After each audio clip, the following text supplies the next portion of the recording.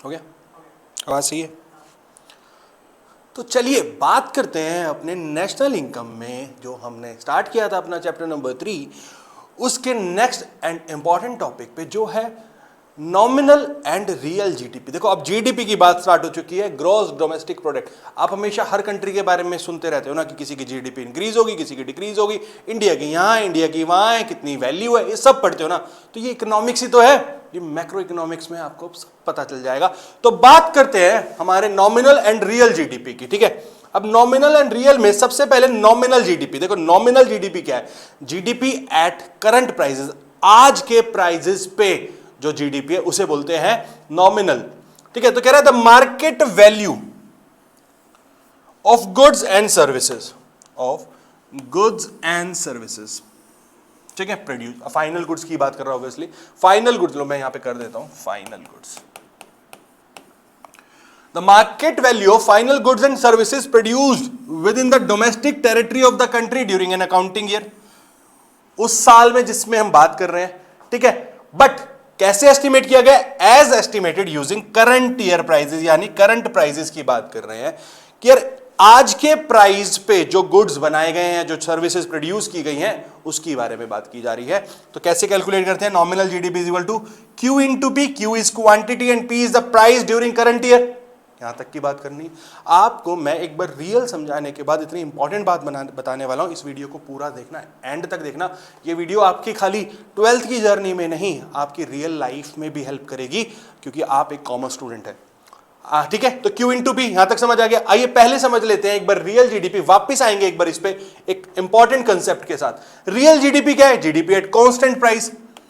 Price constant है मतलब base year की कहीं ना कहीं बात कर रहे होंगे कंपैरिजन के लिए, जो कंपैरिजन के लिए जिस ईयर के साथ कंपेयर करना है वो बेस ईयर बन जाता है। कह रहे market value of final goods and services, वही बात की हमने, final goods and services produced within the domestic territory of the country during accounting year as estimated using base year prices, जिस ईयर की बात कर रहे हैं।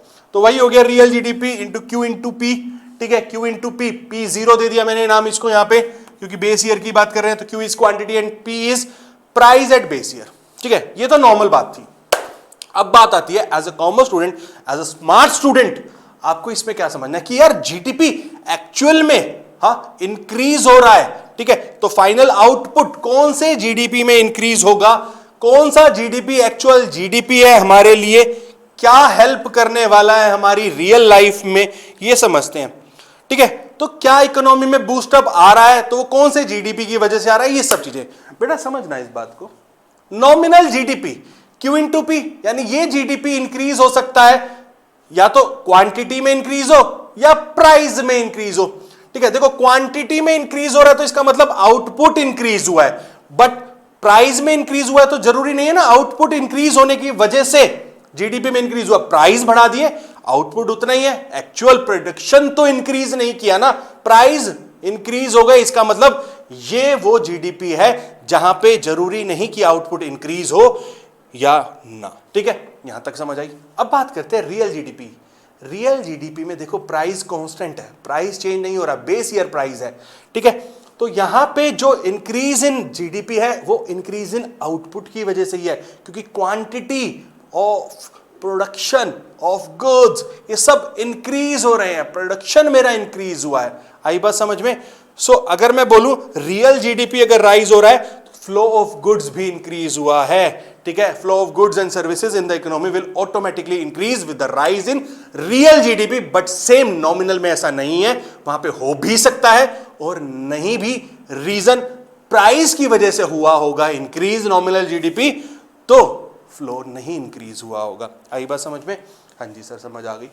चलिए बात करते हैं कन्वर्जन की, एक जीडीपी से दूसरे जीडीपी पे कैसे जा सकते हैं। Conversion of nominal GDP into real GDP. Simple बोला, रियल जीडीपी अगर कैलकुलेट करना है with the help of nominal GDP तो उसको हमें प्राइस इंडेक्स से डिवाइड करना होगा, इनटू 100 कर देंगे, ठीक है सर। ये प्राइस इंडेक्स क्या होता है? ये होता है जीडीपी डिफ्लेटर, ठीक है। एक ही बात है इन दोनों को, वन और द अदर थिंग सेम ही है, दोनों चीजें नाम अलग है बस।